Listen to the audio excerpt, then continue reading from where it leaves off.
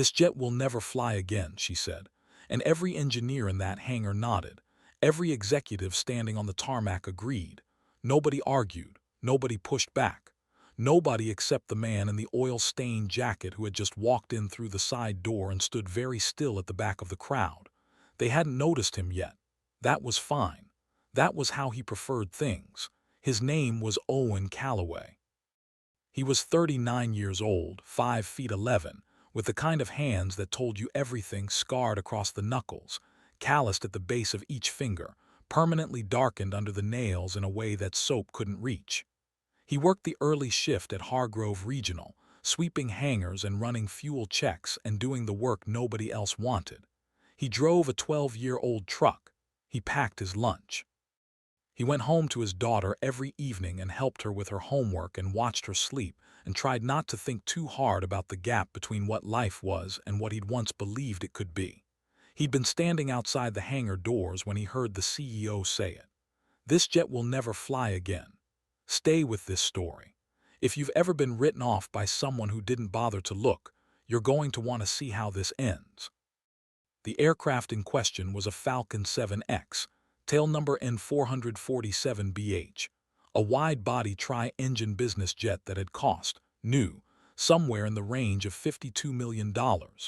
It sat in Hangar 4 of Hargrove Regional like a wounded thing, wings level, gear down, but with a yellow caution placard taped across the avionics bay and a red grounded sticker stretched across the cockpit door. There were 6 engineers crowded around it. 2 board observers from Cardwell Aviation's corporate office, and at the center of all of it, Diana Cardwell herself. Owen knew who Diana Cardwell was. Everybody at Hargrove Regional knew who Diana Cardwell was. She was 44, tall and sharp-featured, with dark hair cut close to the jaw and a way of walking through a room that made people instinctively step aside. She'd inherited control of Cardwell Aviation from her father 8 years ago and had spent every one of those years proving she deserved it. The company ran 12 corporate jets on fractional charter contracts out of 3 regional airports. It was profitable, lean, and aggressive. Diana had made it that way. What most people at Hargrove didn't know, what Owen did know, because he read the industry trade publications in the break room when he thought no one was watching, was that Cardwell Aviation was in trouble. The board was restless. 2 of their largest charter clients had shifted to a competitor in the past year. Operating margins were thinning.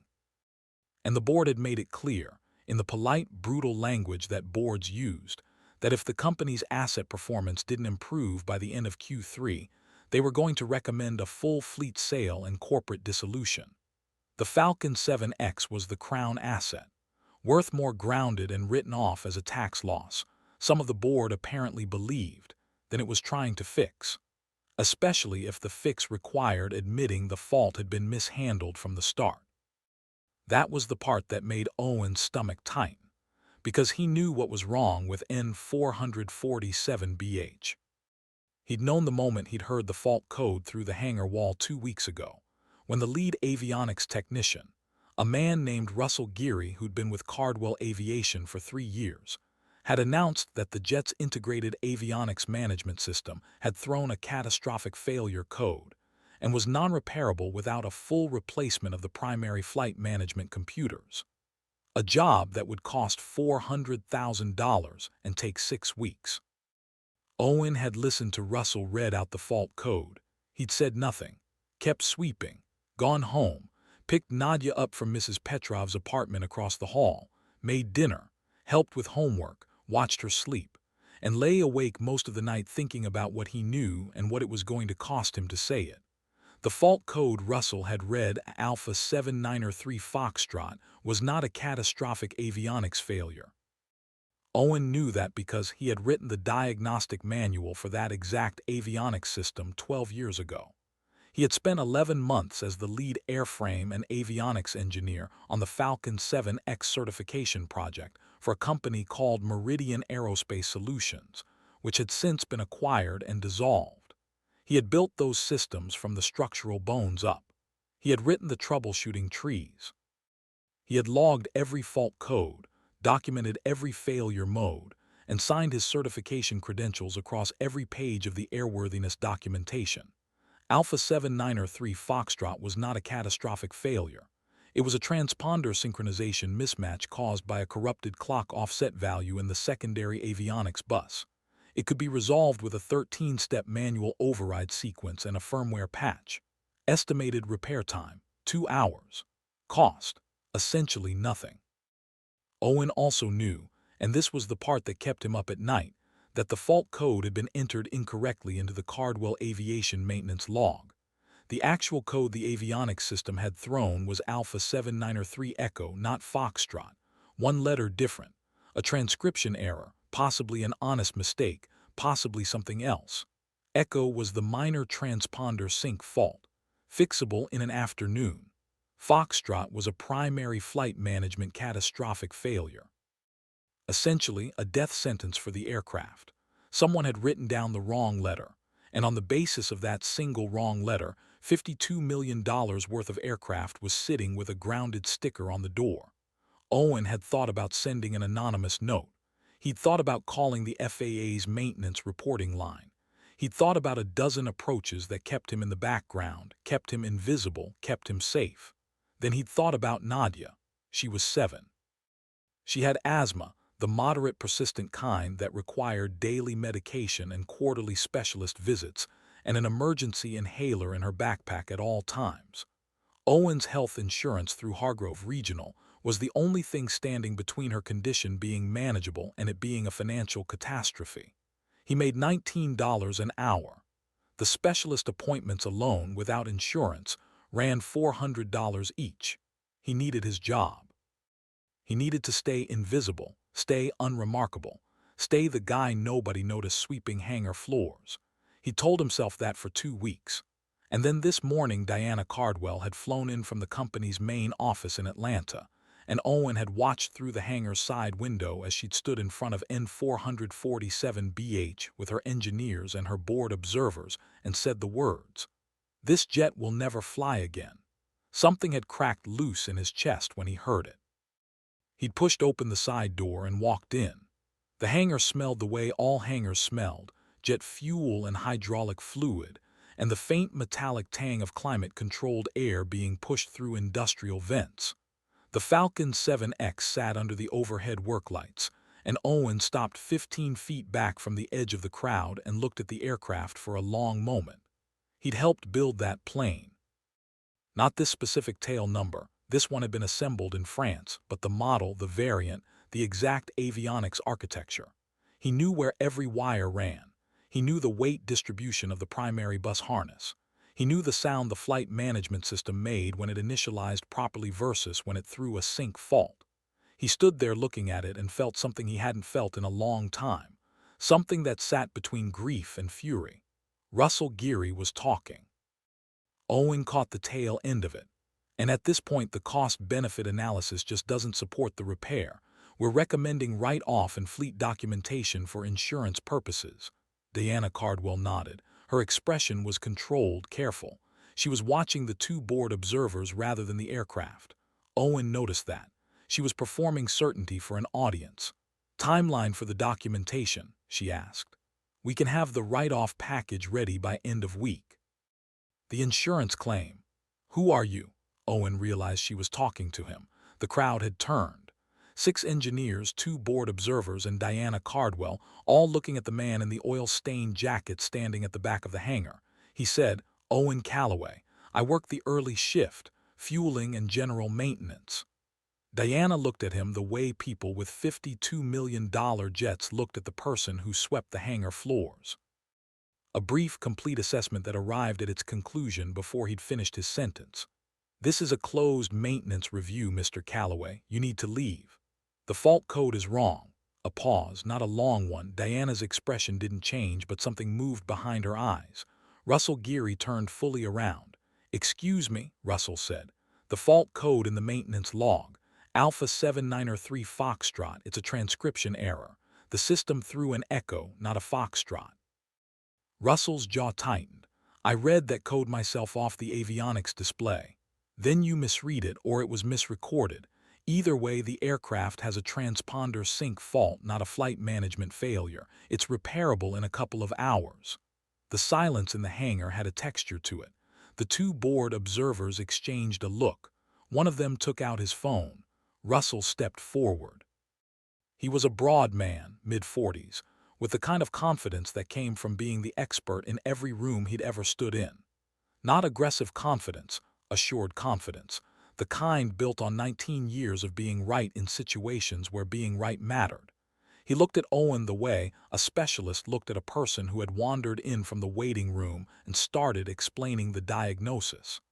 "I have been an avionics technician for 19 years," he said. "I have Falcon Series type certification. I have worked on 7 variants of this aircraft. I know how to read a fault code." "I wrote the diagnostic manual for that system," Owen said. "I know what the codes mean." One of the engineers near the aircraft made a small sound, not quite a laugh, something adjacent. Owen did not look at him. Russell looked at Owen's jacket, the oil stain near the pocket, the worn collar, the boots that were good boots once and had been resoled twice since. He looked at all of that in the way that people looked at things when they were done listening and had moved on to cataloging. "The fueling staff," he said, "does not have access to the maintenance log. The fueling staff," he said it again, the repetition deliberate, "does not have type certification on Falcon 7X avionics. So whatever you think you heard, I didn't hear it. I know the fault code registry from the original certification project." The Alpha 793 series has 2 critical variants. Echo is a transponder sync fault. Foxtrot is a primary FMS failure. They present differently on the diagnostic display. The color register is different. The accompanying error string is different. The pause this time was longer. 6 engineers, 2 board observers, Diana Cardwell and Russell Geary, all looking at the man in the oil-stained jacket. Outside, a turboprop taxied past the hangar doors. Nobody moved. Then Diana Cardwell's expression settled into something that was not quite a smile, but was adjacent to one. The kind of expression that meant she had encountered situations like this before and had a calibrated response ready. Calm, decisive, final. "Mr. Calloway," she said. Her voice was pleasant, precise, and entirely uninterested in the words he had just spoken. "This review has been conducted by certified avionics specialists with direct experience on Falcon series aircraft. You appreciate the input, but your role here is fuel and general maintenance. This isn't your area." She turned to the security guard standing near the hangar doors. "Thomas, please help Mr. Calloway find his way out." Thomas was a large man who understood his job. He appeared at Owen's elbow with the practiced quiet efficiency of someone who had done this before and expected the next few seconds to proceed in a particular way. "I have the original airworthiness documentation," Owen said. He did not move. "My certification credentials are on the aircraft's permanent record. The FAA..." "Now, Mr. Calloway," Diana had already turned back to Russell. "Where were we?" Not a question, a resumption. Thomas's hand was on Owen's arm, firm, practiced. The signal was clear. Owen went. Because Nadia needed her medication. Because he made $19 an hour.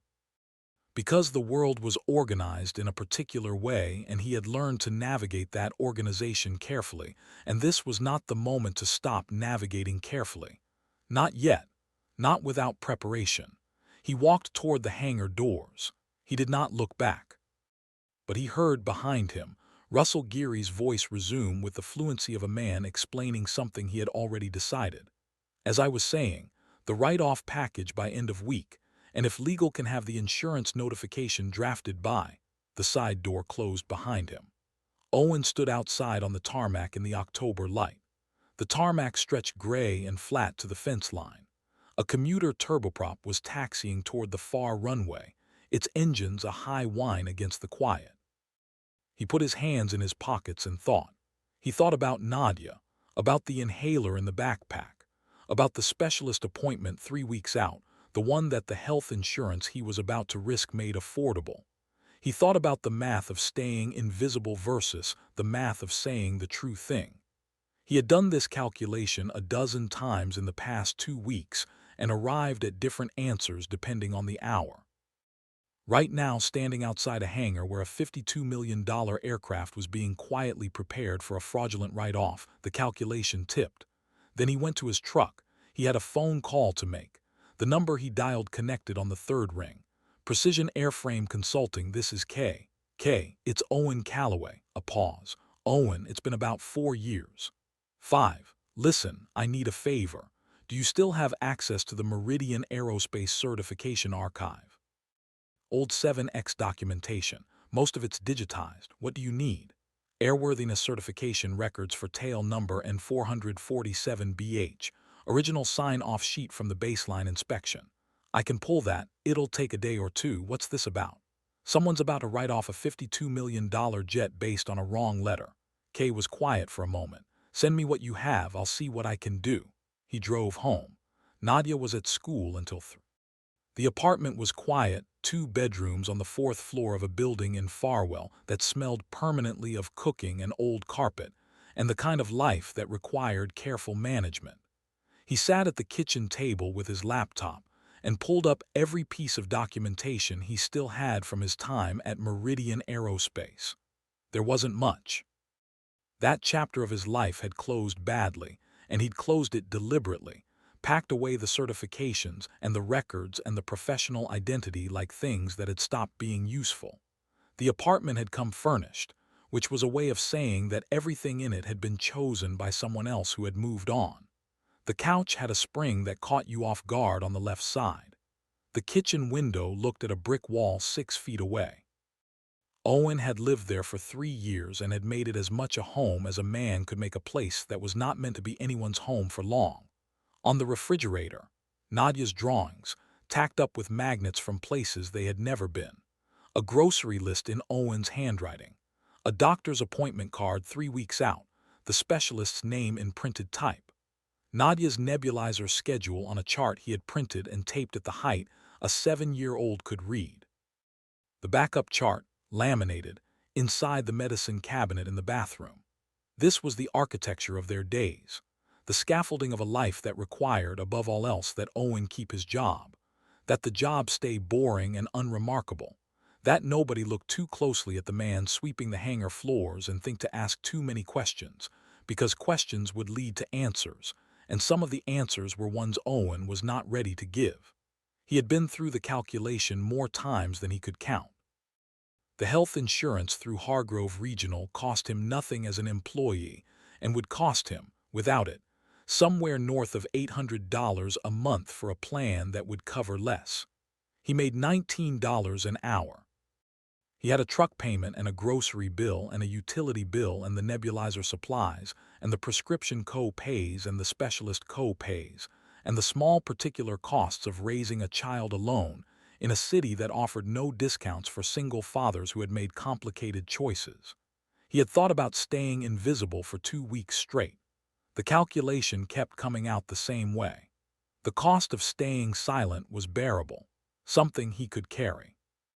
But the cost of staying silent when a fraud was being constructed, and it was heading toward fraud step by patient step, that cost was different. That was the cost of knowing something true and choosing not to say it. He could not teach Nadia to know her own body, to say the true thing when the true thing needed to be said, and then model the opposite for himself. He opened the folder on his laptop labeled Old Meridian FILES. His ex-wife had called that chapter The Obsession. 11-hour days. Weekends consumed by engineering problems. A marriage that ran out of patience before the certification project ran out of runway. She'd taken the house in the settlement.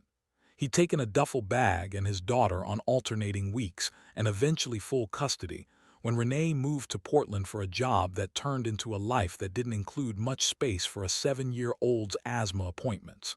He'd kept the work, in a sense, just stopped doing it openly. Here was the part nobody at Hargrove Regional knew about Owen Calloway.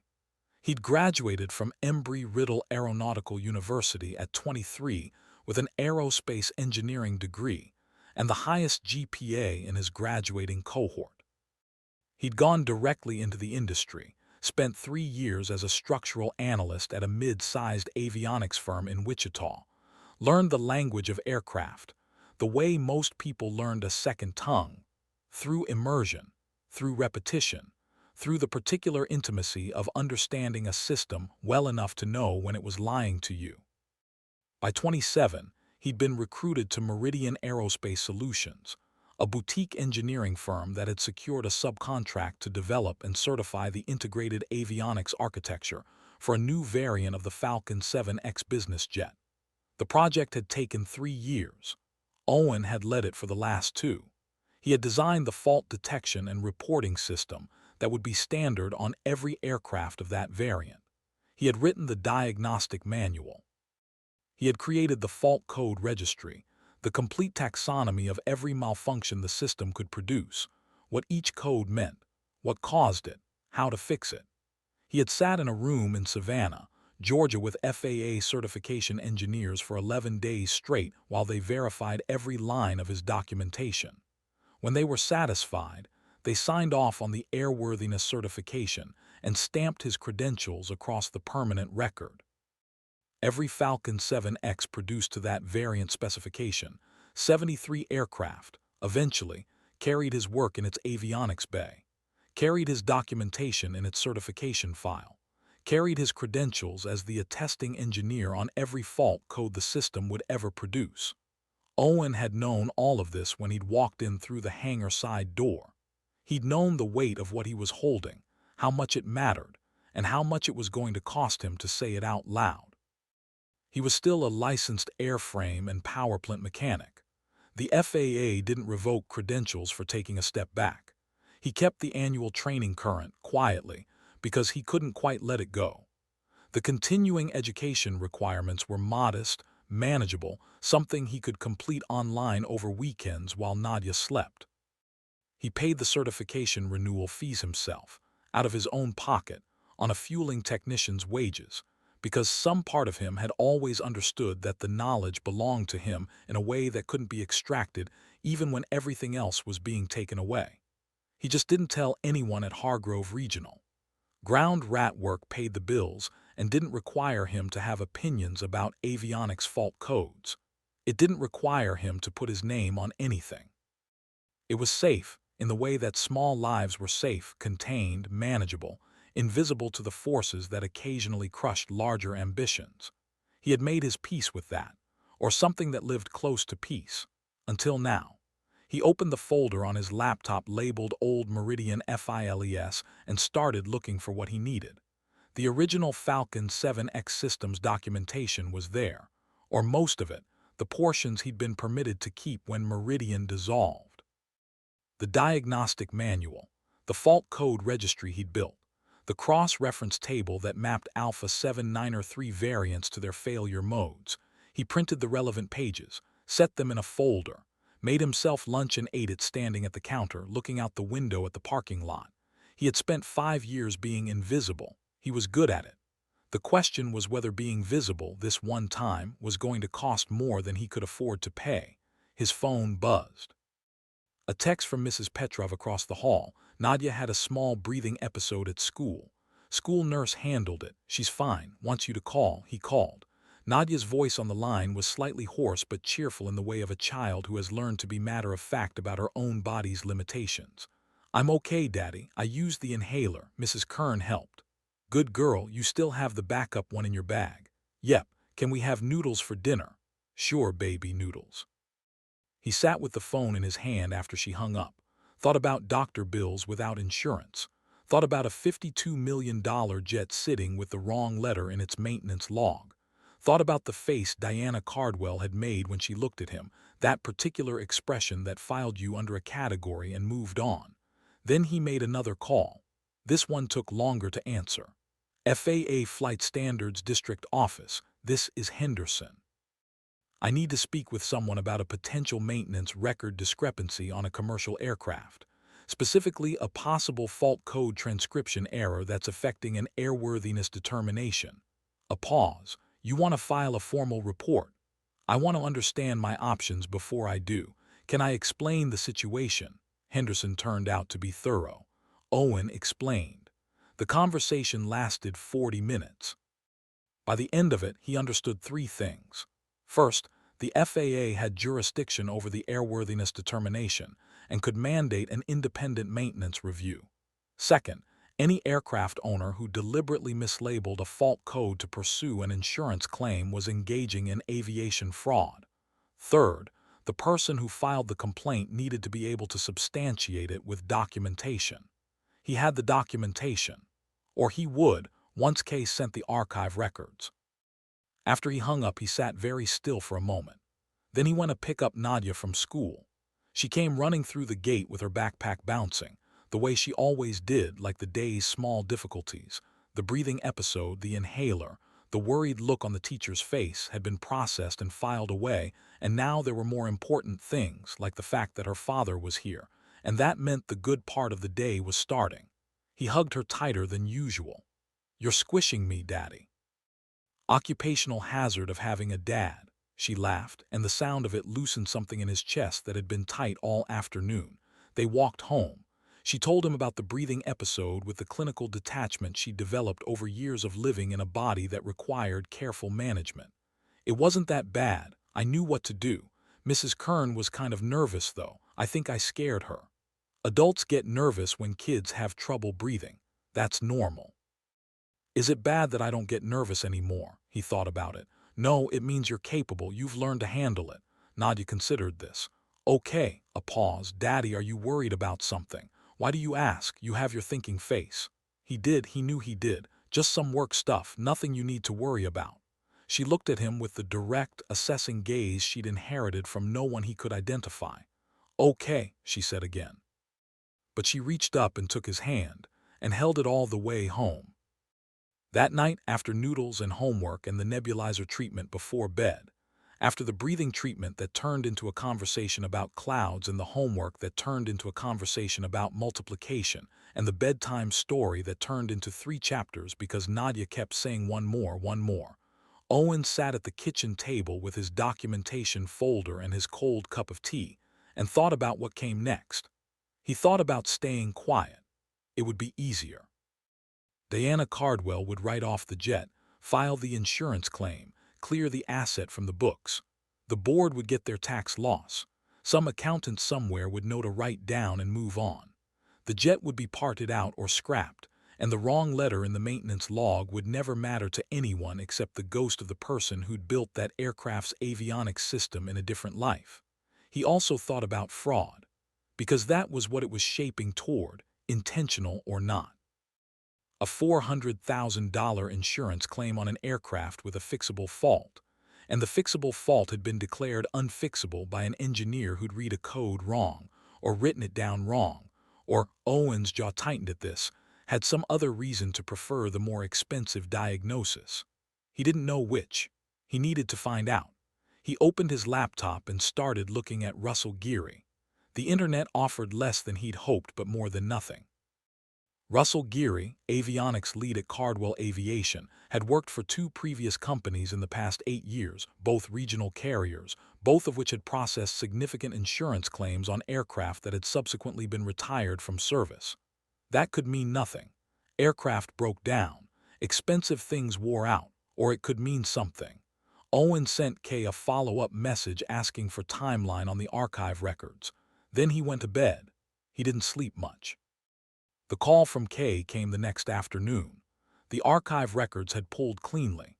The original airworthiness certification for the Falcon 7X variant, including the sign-off documentation for the integrated avionics system, bore Owen's credentialing information on 11 separate pages.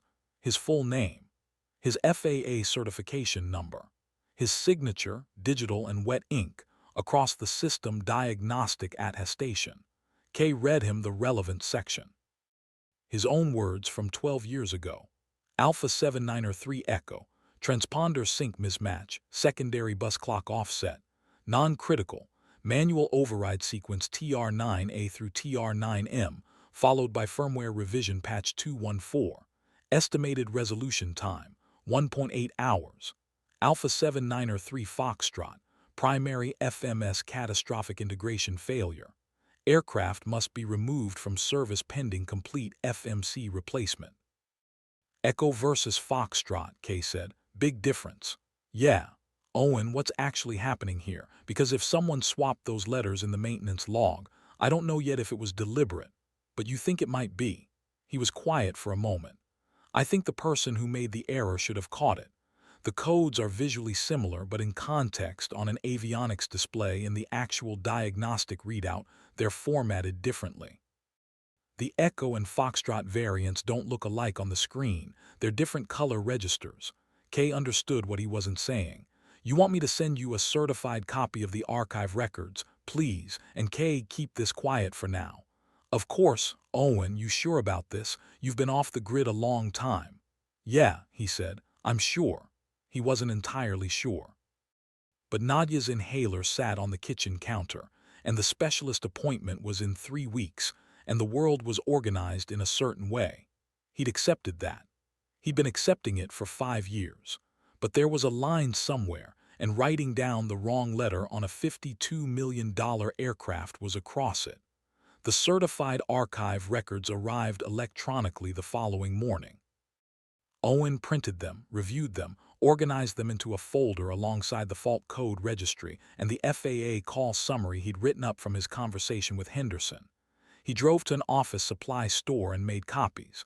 Stored one set in his truck, one in his apartment, emailed a scanned version to an address he used for nothing else. Then he drove to Hargrove Regional. He had a shift. He worked it. Fueling, hangar sweeps, a hydraulic fluid check on one of the regional commuters. He went about his day and kept his eyes open and his mouth shut. At 11:30, Russell Geary walked through the hangar. He was talking on his phone, moving fast, and he passed within 6 feet of Owen without looking at him. But Owen caught a fragment of the conversation. "If the board approves the write-off by Friday, the claim can be filed by Monday. Richard says the underwriter's already expecting." The name Richard sat in Owen's chest like a stone.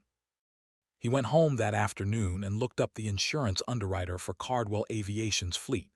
The company name was listed in a publicly available industry database, a routine disclosure requirement.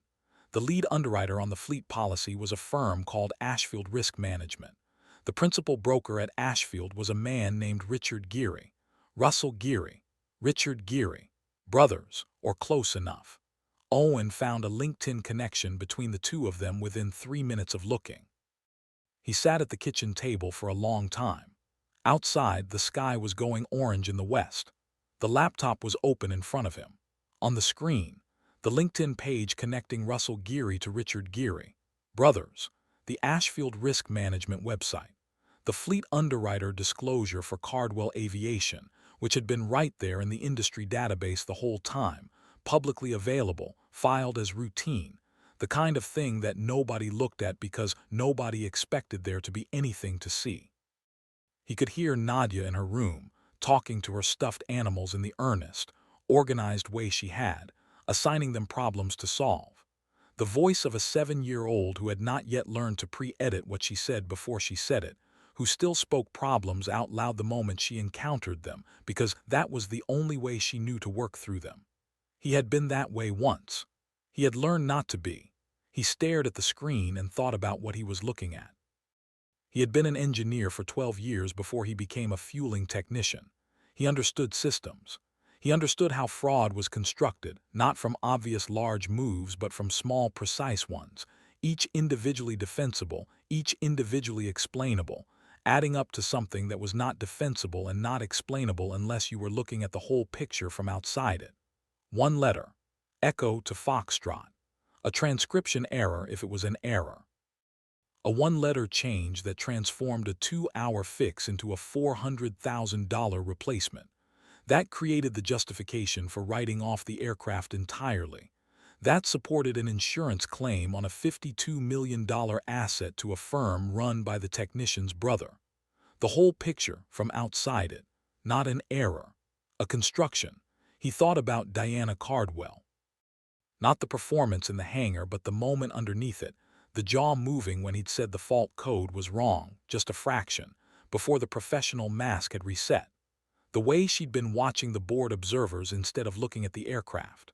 A woman doing the math on a deal she had been told was sound, running it against the disruption of a man in a fueling jacket claiming otherwise, and choosing to remove the disruption. She was under pressure. She was not stupid. which meant either she had looked closely and made a decision Owen could not fully account for, or she had not looked closely enough because someone she trusted had told her everything was fine and looking closely had not served her immediate interests. He called Henderson at the FAA again. He called Henderson at the FAA again. "I have documentation," Owen said. "Original certification records with my credentialing, maintenance logs showing the incorrect fault code, and a possible connection between the certifying technician and the insurance underwriter." Henderson was quiet for a moment. "That changes the picture. Yeah, if this is what you're suggesting, fraud, coordinated insurance claim on a misrepresented fault, that's a federal matter. We'd involve the Department of Transportation Inspector General. I understand. Filing this formally, your name goes on it. You're aware of that." "I'm aware." Another pause. "All right, Mr. Calloway. Send me everything you have. I'll route it appropriately." Owen sent it that night, filed the formal complaint, attached every piece of documentation, logged the submission confirmation number in 3 different places. Then he picked up Nadia from Mrs. Petrov's and made dinner and helped with homework and did everything that normal evenings contained. And tried not to think about what happened next, the part where invisible people stopped being invisible and the world took notice, and not all of the noticing was kind. He'd been asleep for 2 hours when his phone rang. The number on the screen was one he didn't recognize. He answered anyway. "Mr. Calloway," a man's voice, smooth and unhurried. "You filed a complaint with the FAA this evening regarding Cardwell Aviation." Owen sat up. "Who is this?" "Someone who'd like to suggest you think carefully about what you've started. You have a daughter. You have a job. You have a health insurance policy that covers a fairly significant ongoing medical situation. These things are fragile." The line went dead. Owen sat in the dark bedroom for a long time. His heart was moving faster than it should. He breathed through it deliberately, the way he had learned to breathe through things that required a response rather than a reaction. He listened for Nadia's breathing from the room across the hall.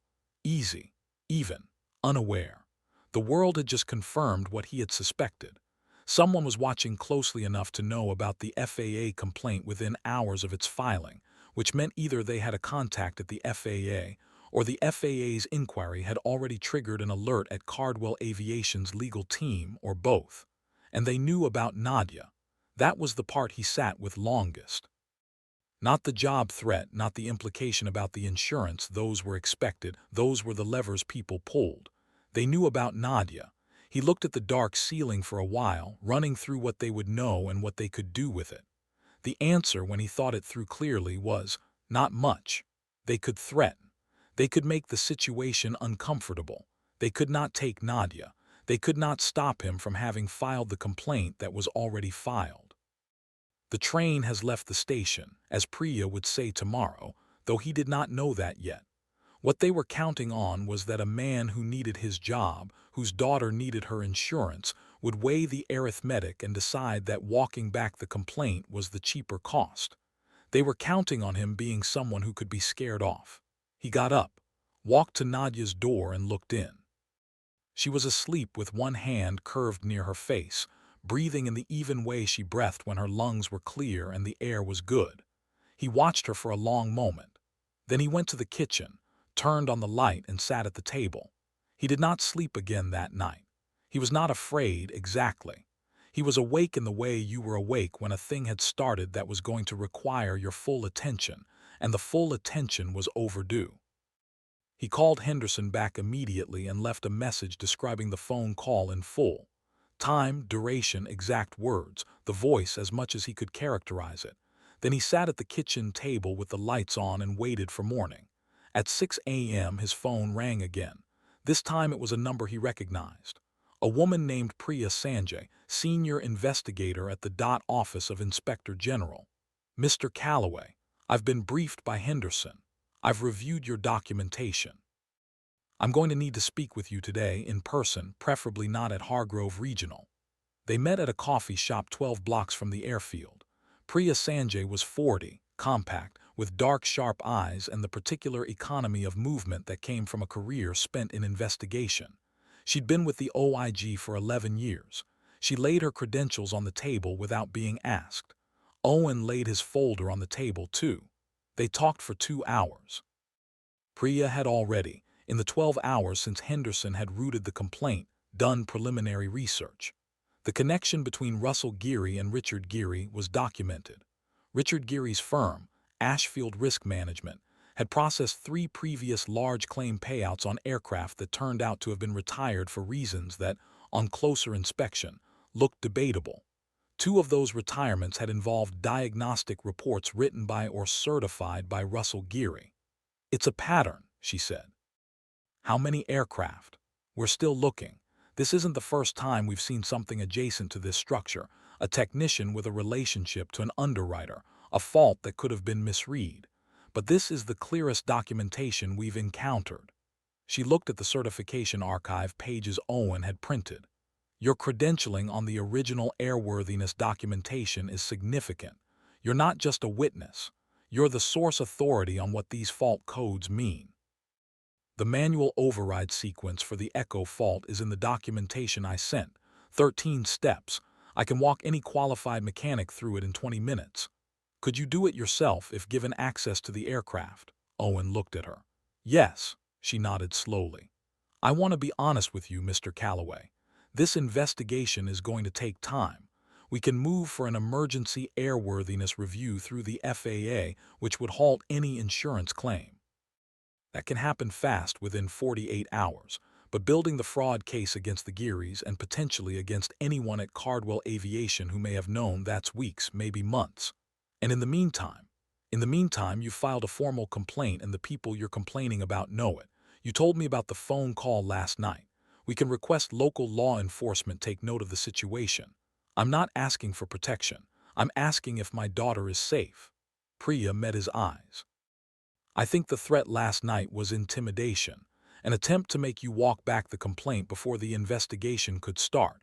But given that you've now spoken to me, retracting the complaint wouldn't help them. The train has left the station." Owen sat with that for a moment. "The train has left the station. What do you need from me?" "I need you available. I need you to document any further contact from unknown parties.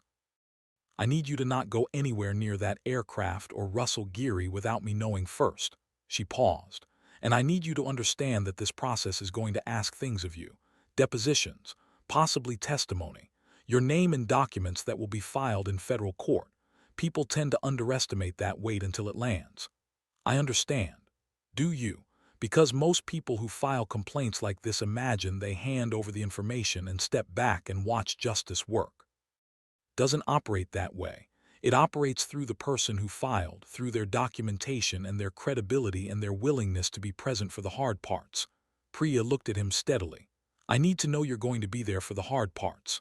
Owen sat with that for a moment. He thought about the phone call in the dark bedroom, about Nadia's inhaler on the counter, about the cost-benefit analysis he had run 100 times and arrived at the same place each time. "I'll be there," he said. "Good." She gathered her papers, stood. "One more thing. I looked at your FAA certification file last night. Your A&P license is current. Your Falcon 7X Systems authorization is current. You've been quietly keeping all of it current for 5 years. She looked at him steadily. "Why are you sweeping hangar floors?"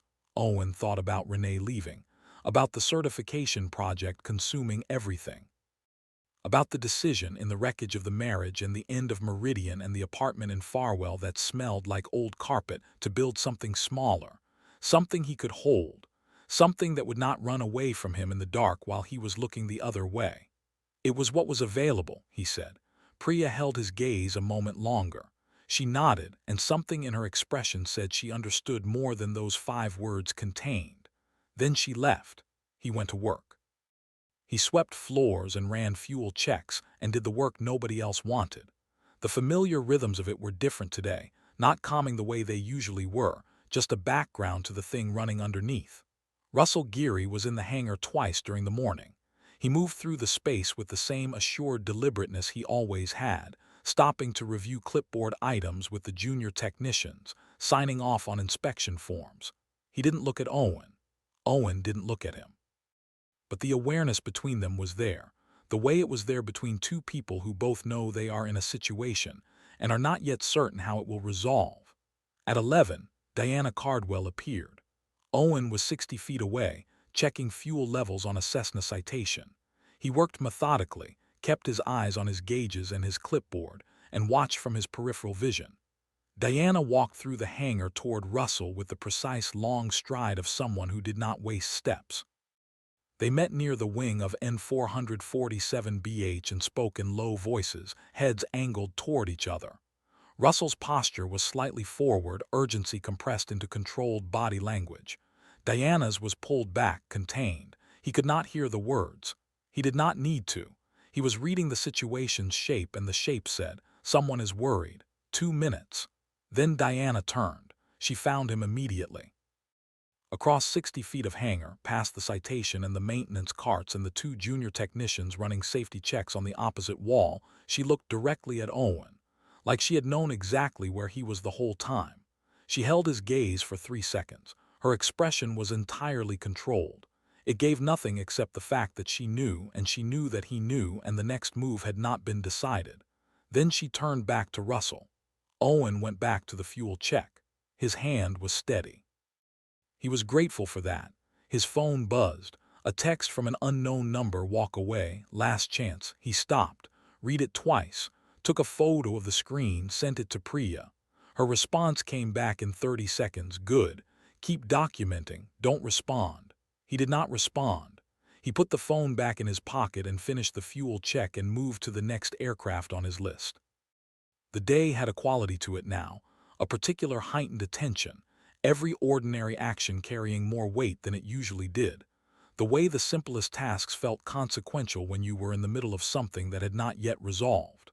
At 3:15, Owen picked up Nadia from school. She came running the way she always did, backpack bouncing, some urgency in her expression that meant something had happened during the day that she needed to process out loud. The science project. A paper about the water cycle, due Friday, and she had questions. Whether clouds were made of water or just looked like water, and why snow was different from rain even though they started as the same thing, and how you could tell from the ground what kind of clouds were going to make which kind of weather. He answered each question as fully as he could. They walked slowly, taking the longer way home. He felt the tight wire inside his chest loosen slightly with each block, with each question, with each piece of evidence that the world still contained the ordinary and the good alongside everything else. At home, she did homework at the kitchen table while he made dinner. She showed him the paper she was drafting. "Is this right?" she asked, pointing to a sentence. "Water evaporates from the ocean and becomes clouds." "That's right. What happens after?" "The clouds get heavy and the water falls back down as rain or snow." "And then what?" "It goes into rivers and lakes and then back into the ocean and starts over." "Exactly. It's a cycle. Everything comes back around." Nadia looked at him. "Like what?" He thought about that for a moment. About fault codes and wrong letters and the long way around to standing in a hangar saying the thing that needed to be said. "Like a lot of things," he said. "Come on, dinner's ready." The next 48 hours moved in ways Owen could feel but not fully see. Priya Sanjay was in motion somewhere. He knew that from the twice daily check-in texts and the 1 30-second phone call where she said progress, stay close. The FAA contact Henderson had routed the emergency airworthiness review request, and someone was doing whatever it was the FAA did when it decided to look closely at something. Owen had not told anyone at Hargrove what he had done. He showed up for his shift the morning after the FAA and OIG filings with the same oil-stained jacket and the same lunch packed in the same battered cooler and swept the same hangar floors. He checked the fuel levels on the same commuter aircraft. He did the work. He said nothing, but the awareness had shifted. He could feel it without being able to name its exact source. The other maintenance staff were more careful around him.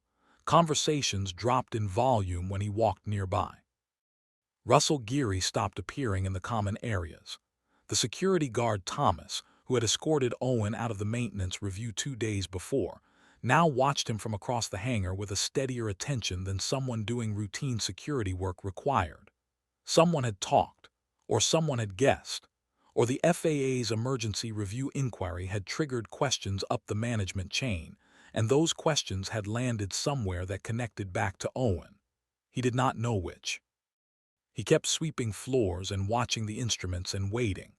On the first evening, he picked up Nadia from school and they walked home and she told him about her science project and he listened to every word. She was good at science. She approached problems the way he had always tried to approach them, systematically, without panic, starting with what was known and building carefully toward what was not. He had not taught her that directly. It seemed to be how her mind worked. He found it both reassuring and humbling. He made dinner, helped with the homework, did the nebulizer treatment, which had become so routine that Nadia hardly interrupted the homework conversation for it, just leaned forward slightly to receive the mask with the same calm acceptance she brought to everything her body required of her. After she was asleep, he sat at the kitchen table and thought about Russell Geary and Richard Geary and the elegant simplicity of a fraud that required nothing more than one wrong letter. Echo to Foxtrot. A single character different. He thought about the board at Cardwell Aviation and their pressure on Diana and whether Diana had known what she was building toward when she hired an avionics technician whose brother ran her fleet's insurance firm. He did not think she had. He thought she was a woman under pressure who had trusted the wrong person at the wrong time and had not looked closely enough at certain connections because looking closely had not served her immediate interests. He had known people like that. He had been in some small ways one of those people. The certification project had consumed him because consuming was easier than looking at what was falling apart in his marriage. And by the time he looked, the looking came too late. That did not make what was happening to N447BH acceptable, but it made Diana Cardwell a more complicated figure than a villain, which meant any resolution would be more complicated than a villain's defeat. He went to bed, did not sleep well. On the second evening, Diana Cardwell called his cell phone. He answered. "I'd like to meet with you," she said. "Tomorrow morning, 6:30, before your shift starts." He thought about calling Priya first. But her advice had been clear: don't avoid, document. "Where?" he said. "Hangar 4, just us." A pause. "Yes," he told Priya. She said, "Go, don't agree to anything. Listen, tell me everything after." He arrived at 6:20. The hangar was empty except for N447BH and the morning quiet and the overhead work lights humming their steady note. He walked toward the aircraft, stood in front of it the way you stood in front of something you'd helped make. Diana Cardwell arrived at 6:30 exactly. She was dressed differently than she'd been in the hangar before, less executive armor, a simpler jacket, less performance to her movements. She stopped 10 feet away and looked at him. "You filed a complaint with the FAA and the OIG," she said. "Yes. You believe the fault code was deliberately falsified. I believe it's wrong, whether it was deliberate." He paused.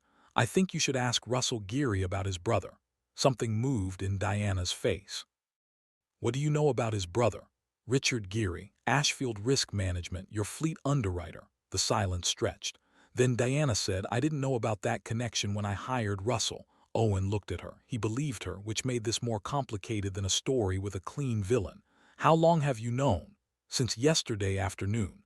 I started asking questions after." She stopped. "After you were escorted out of the hangar, I did something I should have done before. I pulled Russell's employment history in detail. The pattern wasn't hard to find once I was looking." "What did you do with what you found?" "I called my legal counsel. I was in the process of determining my options when Priya Sanjay from the OIG called Cardwell Aviation and informed us of an ongoing investigation." Owen nodded slowly. "Where does that leave you?" Diana pressed her lips together. She looked for the first time like a person under the weight of a real thing rather than a performance of confidence. "The board is meeting Friday. They were expecting a write-off and an insurance claim that would give them the financial improvement they've been pressuring me to produce. Without it, the numbers don't look." She stopped. "The numbers don't look good." "What do the numbers look like if the jet is airworthy?" She looked at him steadily. "Different." Owen turned to look at N447BH. The caution placard, the grounded sticker, $52 million of aircraft with a transponder sync fault and the wrong letter in its logbook. "I can fix it," he said. Diana was quiet for a moment. "You're a fueling technician." "I'm also a licensed airframe and powerplant mechanic with Falcon 7 X avionics systems authorization. I was the lead engineer on the certification project for this aircraft variant. My credentials are in the original airworthiness documentation. She stared at him. You've been working at Hargrove for 5 years. Yes. As a fueling technician. Yes. Why? He thought about the shortest true answer. Because I had a daughter to raise and I needed something I could step away from at the end of the day. Diana looked at N447BH for a long time. Then she looked at Owen. If you fix that aircraft, she said carefully, and the fault code is what you say it is, not the Foxtrot but the Echo, then the write-off is voided.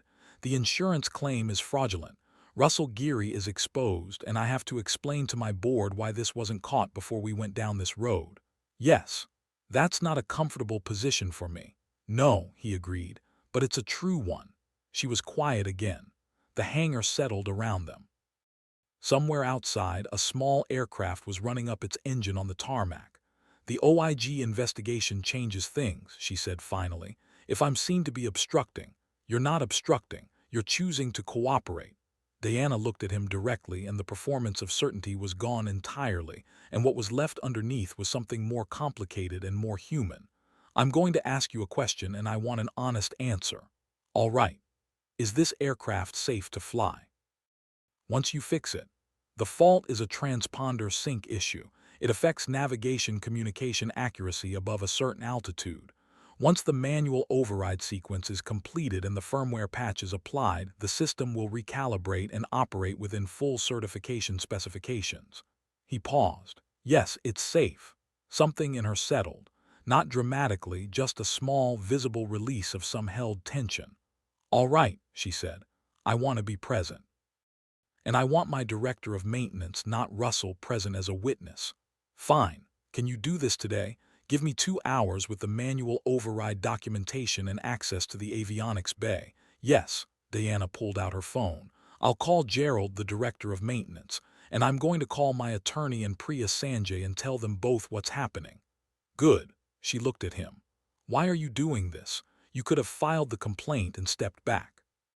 You didn't have to, she gestured at the hangar, the aircraft, all of it. Owen thought about Nadia doing her science paper at the kitchen table. Everything comes back around. Because someone wrote down the wrong letter, he said. And it was going to cost $52 million and several people's livelihoods, and the truth. That seemed like too high a price for one wrong letter. They looked at each other for a moment, and something shifted between them that wasn't warmth exactly, but was in the vicinity of it. Let me make those calls, Diana said. Gerald arrived at 7:15, a lean, cautious man in his 50s who looked at Owen's certification documents for a long time before he spoke. He turned each page slowly. Read the credentialing information. Read the fault code registry. Read the cross-reference table that mapped Alpha 793 variants to their failure modes. He looked up once at Owen and did not say anything. Then he kept reading. Priya Sanjay arrived at 7:45. She took in the situation at a glance. The aircraft, the open avionics bay, Owen's documentation laid out on the maintenance table, Diana Cardwell standing to one side with her arms crossed and her director of maintenance beside her, and said that this was acceptable from an investigation standpoint, provided every step was documented, recorded, and witnessed. She set up the recording device herself, placed it on the maintenance table beside Owen's documentation. There was a quality to the moment that Owen recognized from the certification project, from the 11 days in Savannah, with the FAA engineers going through his diagnostic manual line by line, the quality of a thing being verified, of truth being tested against itself to see if it would hold. He had built his work to hold. He had always built his work to hold.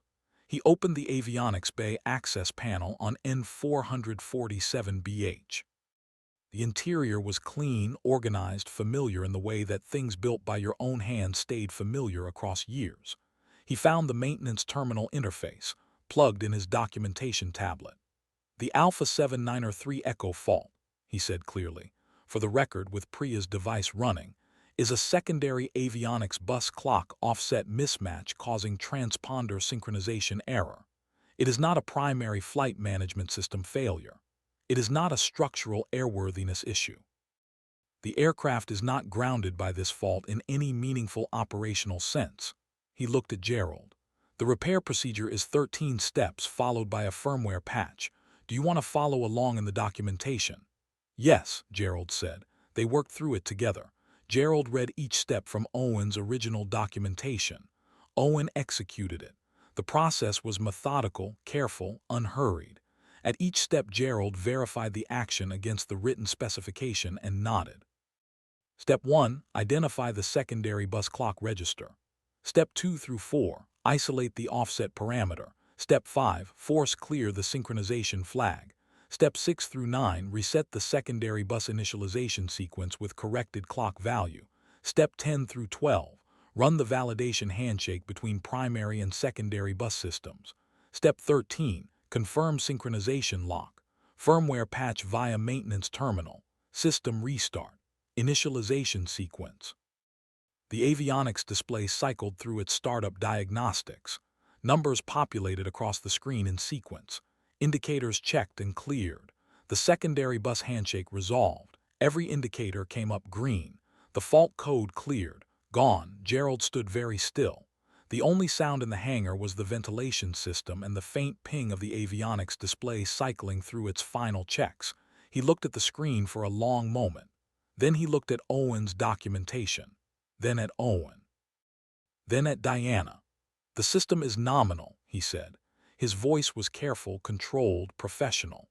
But underneath it, if you were listening for it, was the sound of a man who has just understood the exact dimensions of a catastrophe that had been avoided, and who will be thinking about how close it came for a long time. Diana was not moving. She was looking at the cleared display, and her face was very still, and something was happening behind her eyes that Owen could not entirely read. He thought it might be the particular reckoning of a person who has just seen the gap between what they were told and what was true, and is doing the arithmetic on all the decisions made in that gap. Echo, she said, very quietly. Not Foxtrot. Echo, Owen confirmed. The silence in the hangar had a different quality now. Not the silence of a closed-off review of a decided thing, of an aircraft being written off by experts who knew what they were looking at. A different kind of silence. The kind that came after something had been found that needed to be found. The kind that came after a wrong letter was corrected and the true letter set in its place and the record was finally honest. $52 million sitting on the tarmac working perfectly. Priya spoke first. She was precise as always. For the record, the aircraft fault code entered in the Cardwell Aviation Maintenance Log as Alpha 793 Foxtrot has been identified. Through original certification documentation and direct demonstration by the credentialed engineer of record, as a misrepresentation of the actual fault Alpha 793 Echo. The aircraft has been restored to airworthy condition per the documented repair procedure, which required no parts, no replacement equipment, and approximately 90 minutes of work. She paused. Mr. Geary's employment status and the undisclosed connection between his family member and the fleet underwriter will be addressed through the formal OIG investigation currently in process. Diana looked at Gerald. Her CEO voice was back. Controlled. Exact. Have the aircraft inspected by an independent FAA-designated engineering representative before it returns to service. Full documentation on every step. She paused. And get Russell Geary off this property today. Suspension pending investigation. Legal will handle the paperwork. Gerald nodded once and left the hangar without a word. Priya touched Owen's arm once briefly. Good work, she said. He did not know what to do with that. He said, thank you. And she nodded and made additional notes in her file and stepped outside to make calls, leaving Owen and Diana alone in the hangar with the aircraft. Diana was still standing near N447BH. She turned to look at Owen, and the professional precision was gone, the performance of certainty that had been visible in every public-facing moment of their interaction since she had told Thomas to escort him out. Just a woman standing in a hangar at 8 in the morning looking at the person who had walked in through the side door and said the thing nobody else had been willing to say. I owe you an apology, she said. I owe you an apology, she said. You don't need to. Yes, I do. I looked at you and I saw what I expected to see. I dismissed you before you finished your sentence. I had you escorted out." Her voice was steady, but something in it was not. "You were trying to prevent a fraud and I treated you like an inconvenience." Owen considered this for a moment. He thought about the look on her face when he'd said the fault code was wrong, and she'd been watching the board observers instead of listening to him. The particular pressure of a person trying to hold everything together, and finding that holding everything together required not looking too closely at certain things. "You were under pressure," he said. "The board, the numbers, the timeline. Someone you trusted told you the jet was unfixable. I understand that." She shook her head. "That's a description, not an excuse." "No," he agreed, "but it's an explanation. There's a difference." They stood in the quiet for a moment. Then Diana said, "The board meeting is Friday. The financial picture with the jet airworthy is substantially better than without it. The insurance fraud would have been devastating for the company and for me personally." She looked at him steadily. "I'd like to offer you a position, aviation technical advisor reporting directly to me. Your job would be to review maintenance determinations on the fleet before they become decisions." Owen didn't answer immediately. She kept going. "The pay is commensurate with your actual qualifications, not what you've been earning, not close to it." She named a number. It was more than triple his current salary. He thought about Nadia's nebulizer, her specialist, the inhaler in the backpack, the 4-flight of stairs apartment with the permanently cold kitchen floor. "My daughter has medical appointments," he said. "They're on a fixed schedule. I need flexibility around those." "Of course. And I'll want to see the full maintenance records for the rest of the fleet before I accept. If there are other problems, I want to know what I'm walking into." Diana almost smiled. It wasn't cold this time. "That's exactly the kind of thing I need you to do." He was quiet for another moment. "All right," he said. "I'll need to give notice to the fueling department. I'll handle the transition." They walked out of the hangar together into the October morning, the jet behind them, cleared and nominal, its fault code gone and its avionics green, and $52 million of aircraft restored to the sky where it belonged. The investigation moved the way Priya had promised, methodical, documented, certain. Russell Geary was suspended pending formal charges within 48 hours of the hangar repair. He showed up the following morning to find his security access revoked and Gerald waiting at the entrance to the maintenance facility with HR and 2 people from legal. By all accounts, the conversation was brief. Russell did not make it easy, but he did not make it as difficult as he could have, which Priya later told Owen suggested he understood the evidentiary picture. Within 2 weeks, the OIG's preliminary findings had been referred to federal prosecutors. The charge sheet, when it was filed 6 weeks later, ran to 4 pages. Aviation fraud, insurance fraud, conspiracy, and falsification of maintenance records. The government's theory was that Russell Geary had deliberately transcribed the wrong fault code in the Cardwell Aviation Maintenance Log, transforming a repairable 2-hour fault into a falsely catastrophic one, in order to support an insurance claim that would benefit his brother's firm through the inflated payout. The paperwork trail was extensive. Priya's team had done thorough work. The phone records alone, she told Owen, were damning. Russell Geary faced a maximum of 11 years on the combined charges. His brother Richard's firm, Ashfield Risk Management, was under concurrent investigation by the SEC and state insurance regulatory authorities.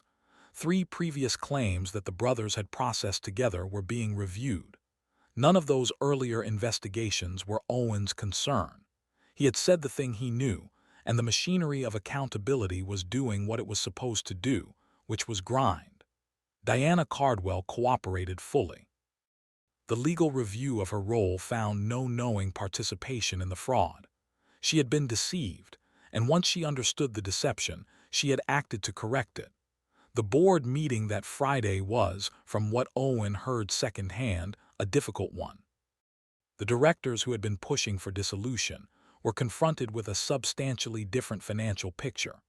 A $52 million asset restored to service, a fraudulent insurance claim avoided, a compliance posture that demonstrated the company's leadership was capable of recognizing and addressing malfeasance. The numbers improved considerably when you removed the fraud and kept the airplane. The board did not vote for dissolution.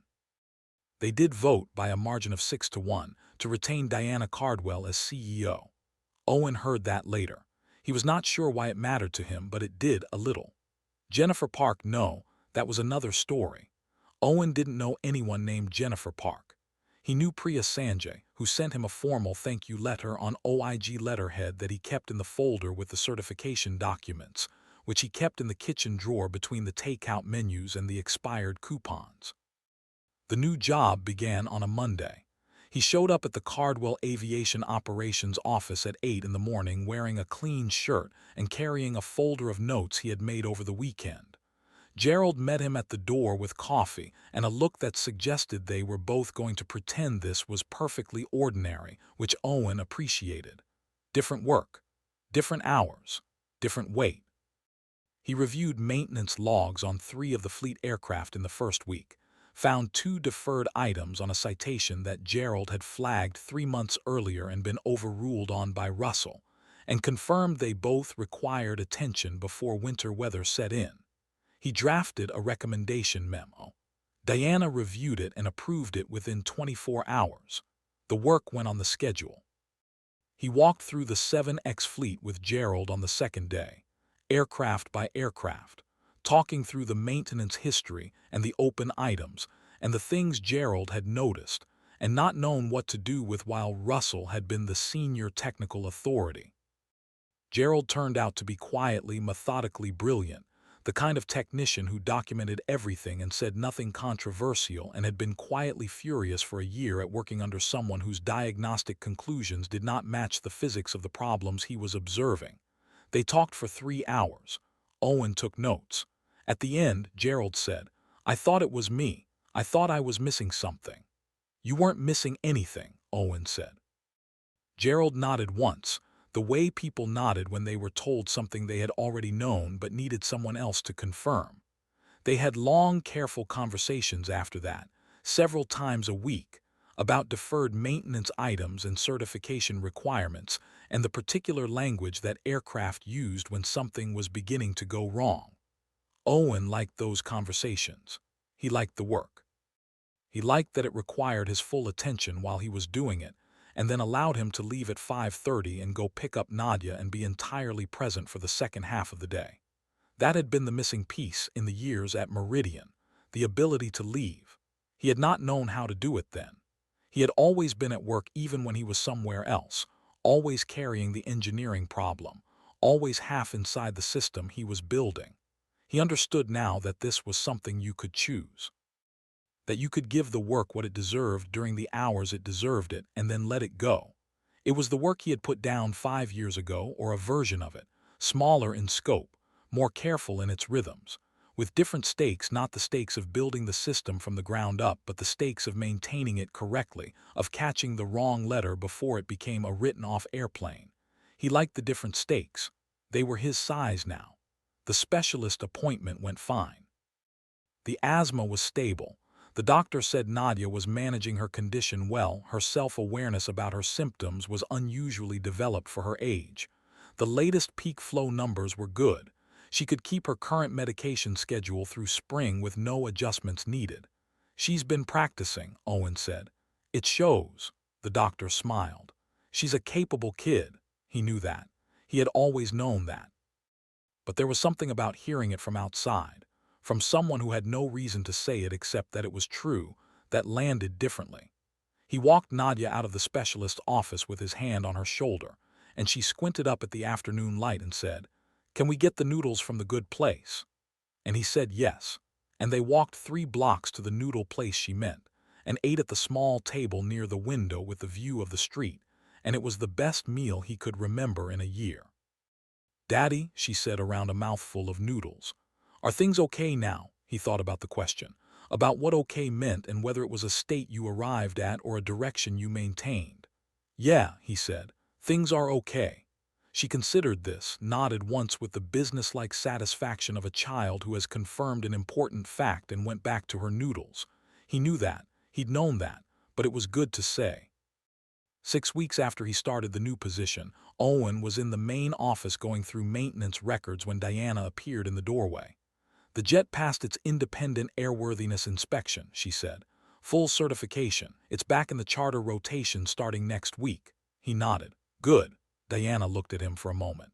"I told the board about you, about your credentials, your history with the Falcon program, the complaint you filed, the full story. How did they take it?" "They were embarrassed that a man with your qualifications had been sweeping their hangar floors for 5 years, and they were grateful, which they expressed with a bonus authorization that you'll see in your next paycheck." He started to say it wasn't necessary, and she held up a hand. "Don't," she said. "Just take it. Not everyone who's owed something asks for it. That doesn't mean they shouldn't receive it." He thought about that. "There's something else," she said. "The 3 Meridian hospitals." He looked up. "I know that has nothing to do with your situation, but after everything that happened here, I did some research on what had been diverted from public interest by the kind of thing Russell was doing. It led me to some other investigations, things the OIG had flagged in other sectors." She paused. "It turns out the ripple from one formal complaint is bigger than you'd expect." Owen didn't fully understand what she was talking about. He suspected it didn't entirely matter. Some things set other things in motion, and you didn't always see where the motion went. "Okay," he said. She smiled. Actually smiled, not the cold performance from the hangar. "Okay," she agreed, and went back to her office. Owen turned back to the maintenance records. Outside the window, N447BH sat on the tarmac in the November light, its lines clean and certain in the gray autumn sky. The caution placard was gone. The grounded sticker was gone. 6 weeks ago, a CEO had stood in a hangar and said this jet would never fly again. Now it was cleared for service. The charter clients on its schedule had been notified. Somewhere in a corporate calendar, a flight was being planned. $52 million of aircraft, working exactly the way it was designed to work. The wrong letter corrected, the true letter standing in its place in the permanent record. He sat with that for a moment, then went back to the maintenance log. Nadia's school called at 3:15. No emergency. A good day. A permission slip for a field trip Natural History Museum next Thursday. Could he sign and return by Friday? He texted back, "Yes. See you at pickup." He drove to school. She came running the way she always did, backpack bouncing, her face carrying the particular urgency of something she needed to tell him immediately. The water cycle paper. She had gotten it back. Mrs. Kern had written excellent across the top in red pen and given it a gold star sticker. "I explained about how everything comes back around," she said, holding the paper up so he could see the star. "That's exactly right," he said. They walked home.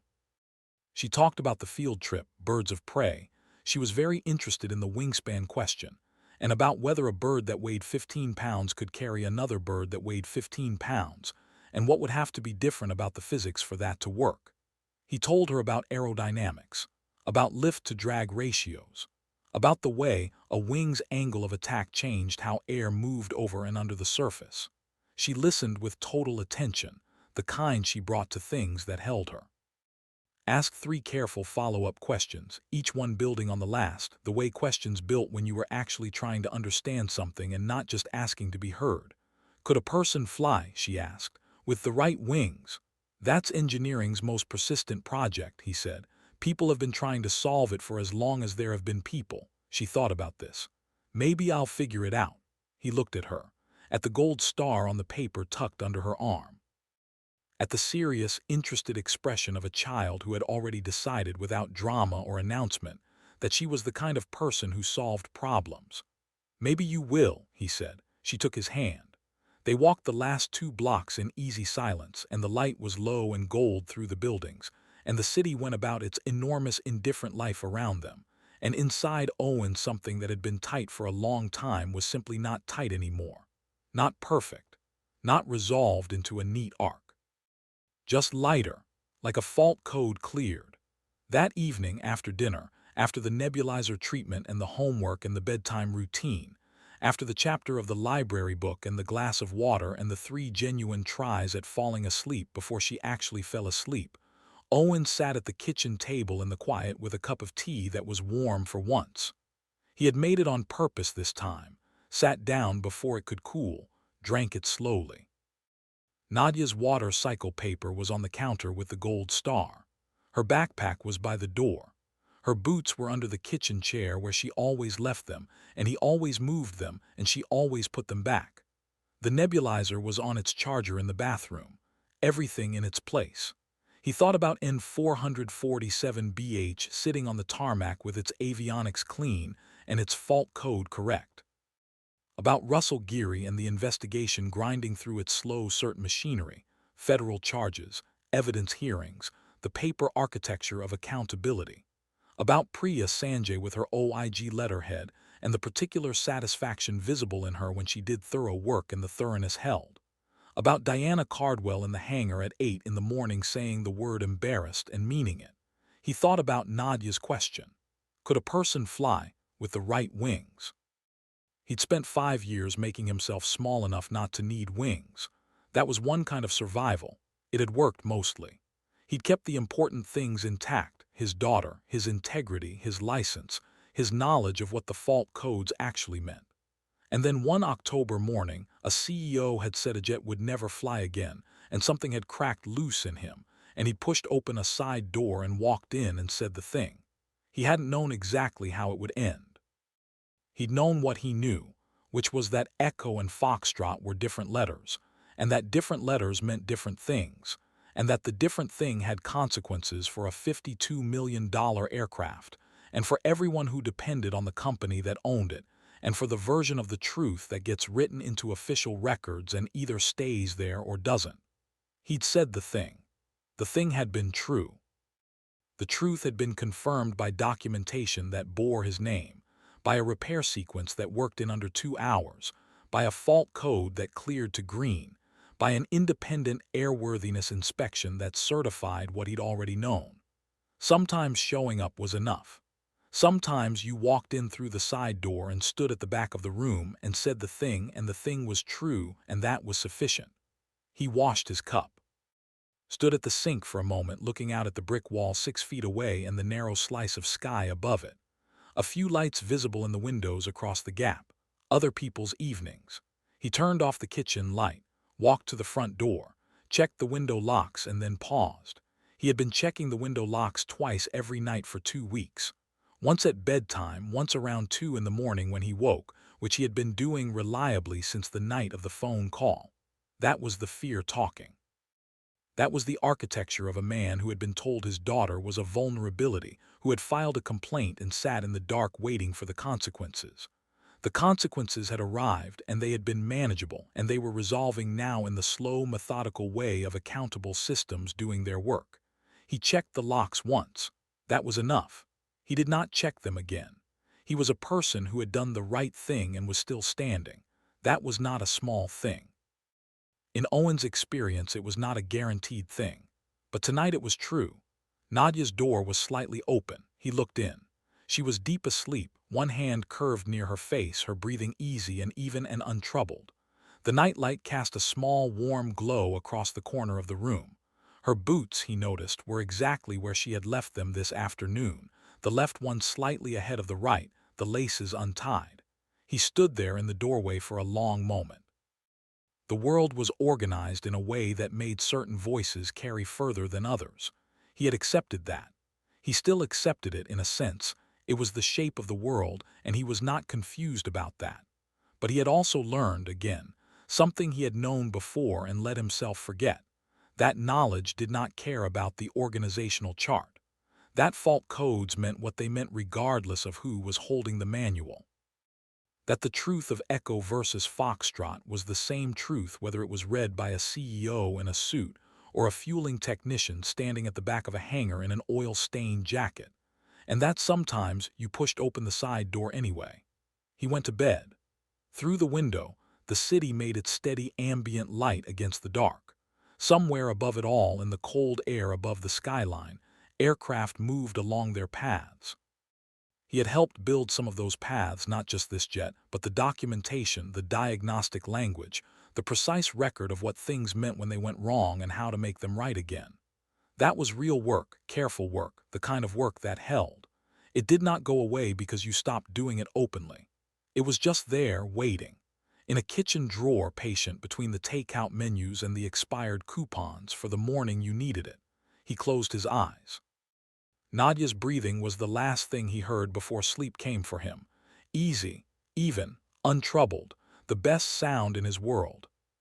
Tomorrow she would ask for pancakes and he would make them, slightly burned the way they always came out, and she would eat them with too much maple syrup without complaint, and they would walk to school in whatever the November morning offered, and he would go to work and review maintenance logs on aircraft he understood down to the wire routing and the weight distribution of the primary bus harness. He would do the work he was built for, at the scale that left room for everything else.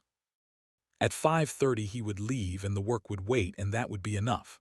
Somewhere at Hargrove Regional on the tarmac in the November cold, N447BH would sit clean and certified and ready, its fault code correct at last, the wrong letter replaced in the permanent record by the true one, ready for a flight it had been told it would never make.